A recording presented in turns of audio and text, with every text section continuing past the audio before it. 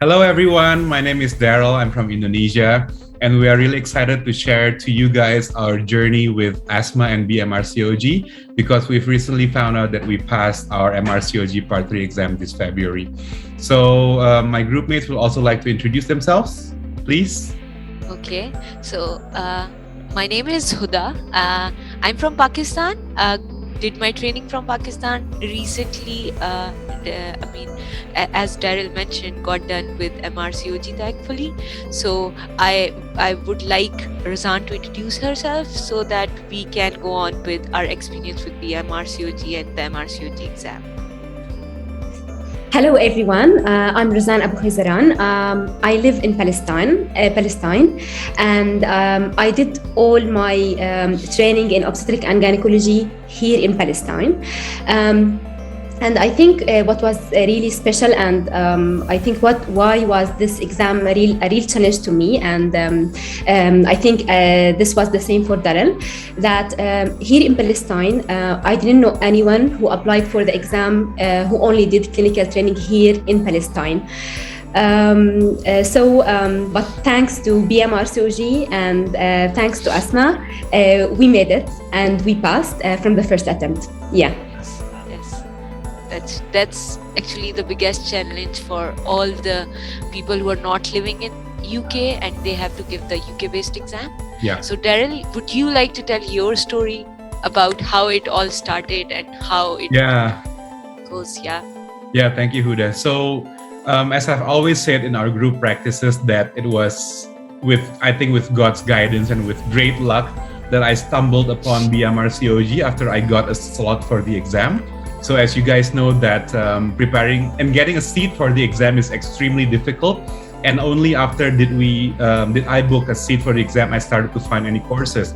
Because the same as Razan, coming from Indonesia, there's no one else who did their clinical training only here that has passed the exam before.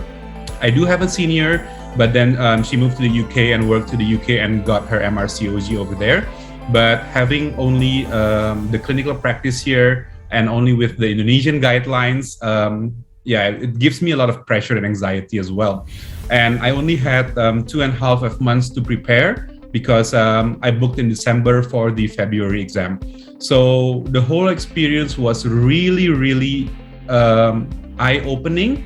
And I think I really like how asthma teaches and guides us with the module mindsets. That's really important. How to structure an interview or a consultation with the patient.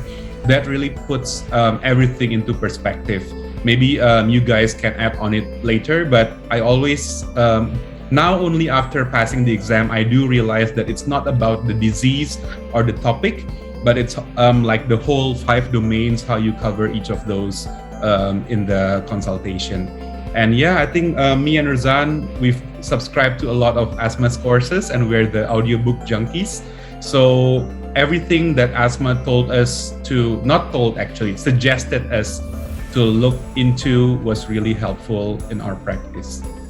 What do you guys think? Yeah, I completely agree with that. As far as my journey with BMRCOG is concerned, I would say that it is longer than you guys because right after passing MRCOG Part 2, while I was in Pakistan, I got to know about BMRCOG from internet and then I subscribed to the group practice. At that time, the COVID came and then I couldn't get any seat for it. So I took some group practices that actually helped me. I still remember the first time I was given the antenatal care module and I had to perform on that. I had completely no structure in my mind. I was doing my residency at that time, actually. So I had no structure in my mind how to go about asking questions. When am I going to share the information? I had no structure about it. And within few weeks, it made a drastic change. I mean, these group practices were so addictive that by the time the COVID changes were happening and there were no exams for the IMGs or for non-UK based candidates. So I took, I think, 2 group practices. Then the greatest achievement I would say that the BMRCOG and Asma has done was the audiobook. Yeah. It is something, I mean, that gives you complete insight into what is actually needed by you on the exam day. Yeah. So it's like in the exam, while if you are even making a mistake, or if you can see that the other person, you're not getting through the other person, you will actually know at which point you were doing the things wrong. The audiobook made all the changes, I would say, in that. So that's something very helpful. Then I also got that empathy training, because Yeah, I think we all got that empathy work. yeah, we all got empathy training, and that was highly recommended by Asma, because while we all of us have done the one-to-one sessions in which we sit as a candidate and Asma as the role player or as an examiner, depending on the scenarios. So what actually happens is, most of the times, I remember in one of the scenario when she said that I'm scared, and then I didn't empathize in the right way. So she recommended me that it's the right thing for you to do, and actually it made changes, or it made a difference when I performed after going through that workshop. So that was one thing very helpful. There are some very good information gathering workshop on the BMRCOG which help you in taking the asking the right question at the right time, because during the exam the 10 minutes are all that you're going to have. Asking right questions are what are that's the thing which is going to make the difference. And at times you just get blank, that when the person is answering you, you don't know what would be the next question that you are going to ask. So that's going to help in that. Then I also got that smart intensive course, and in that course I got to know Daryl and Razan. So I mean, from that course we started doing the practice. That helped us a lot. And we all, I mean, basically what the difference that made in our preparation that I can think about is that whatever things we are learning, we try to implement that, not even in our performance, but also we try to implement in the other person's performance when we see that the other person is doing the same mistake too. So these courses helped us a lot. And then after that, I mean, I feel really lucky that for me the biggest challenge was that I was not working at the moment, because I moved to Germany. I was not working at the moment, and in Pakistan mostly the people who do MRCOG are the consultants. They have been doing consultancy for a long time, and with the passage of time you get to know things more, and you basically there is a professional growth of yours. I mean, in my case, I completed my residency, and when I was not working, I just sat for this exam. So I was a little apprehensive in that regard, because I was not getting that day-to-day patient counseling thing. But all these practices made a real difference, and I can tell that if you are not working, as I was not working, and many people who go from one country to another, they find many hurdles in start working immediately. So then BMRCOG courses can really help you in that. You get to practice a lot, and if you get good study buddies, that's all that you're going to need, I would say. Yes. So let's just move on to Razan. Let's hear from Razan. Yeah, to be honest, guys, I didn't plan to apply for Part 3 exam without going to the UK. So after I finished Part 2 exam, I started to search anyway to go to the UK, either to do master or to do clinical attachment, because I totally believed that I wouldn't make it without doing some clinical practice there in the UK. But because of the COVID, these things were really difficult. So I thought, let's give it a try and apply for Part 3 exam. And as you did, guys, I searched in the Google for searching for courses for MRCOG Part 3, and then I find about the BMRCOG. And I feel that I was really lucky. And just after my first meeting with Asma, I believed in this group. And just right away, I signed up for the Ultimate Package courses, and I started with attending the communication courses, the empathy course, the clinical governance course as well. And I realized that what was really important is like to be structured, and following the amazing consultation model for that Asma developed was really helpful. And again, I think the patient like would solve like any problem in the consultation. Yes. And yes, and being empathic as well. Yeah. And you know, in my real exam, I was really happy because in one of my stations, one of the patients, she thanked me actually after the station, and she said to me, "Thank you for being so empathic with me." So I just remembered Asma with this regard, and I felt like really good. And then what was really missing after these courses, I think that I wanted to know more about the NHS system in the UK, because I didn't do any clinical practice there in the UK. And then there was the audiobook, the amazing audiobook, and the Smart Intensive course, where Asma introduced us very nicely to the NHS system. Like, I felt that I'm living there, and I did some clinical practice there. The audiobook was really amazing. All the topics related to important recalls were explained really nicely, and all expected questions and reactions from the role players or the patients were also like explained.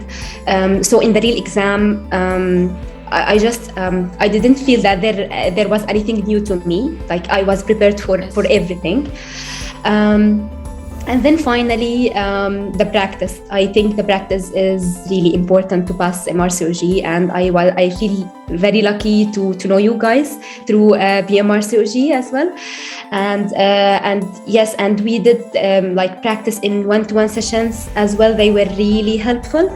And finally, in the mock circuit workshop, which was like the real exam, that was really, really helpful. Yeah. So finally, I would say I would highly recommend like anyone, especially those who didn't do clinical practice in the UK, to if they want to do it from the first time, they really need to sign up for PMRCOG. And I would say that this period was really stressful to me, and I would say on personal level, like Asma, she was there for me. Like, she felt when I was stressed, and in some points I didn't believe in myself, to be honest, and I was really stressed, but like, she believed in me, and she gave me like a lot of power to go for the exam. So we would I don't know if saying thank you would be enough. Exactly. There are no words to appreciate her enough. I still remember you guys got that mock circuit during the first time, and then I heard so much about it that I got to do it in the second time. I mean, it's really like just doing the real exam. I mean, I don't think there is any difference to it. Yeah. Yes. So, and I think for everyone watching this, what we are basically trying to highlight is you don't have to really be work or be attached in the UK if you want to pass this exam. Yes. All three of us, we've never been to the UK, we've never studied or even trained in the UK or even had a course in the UK, but with the help of Asma's guidance, and I do remember her actually saying to me, if you want me to help you, you should be moldable, so you should be flexible and adaptive. Yes. So throw away everything that you know and then just listen to what she says. And then that's ultimately what's most important. Like I passed my part 2 4 years ago, and I was really stressed out about it because a lot of the guidelines had new updates. I'm sure Huda knows this as well. But then as we go along, actually 2 months for preparation is more than enough. Because I think by the 6th week, we are all basically done with it. So we're just doing our final preparations and our practices. Yes, Daryl, do you remember?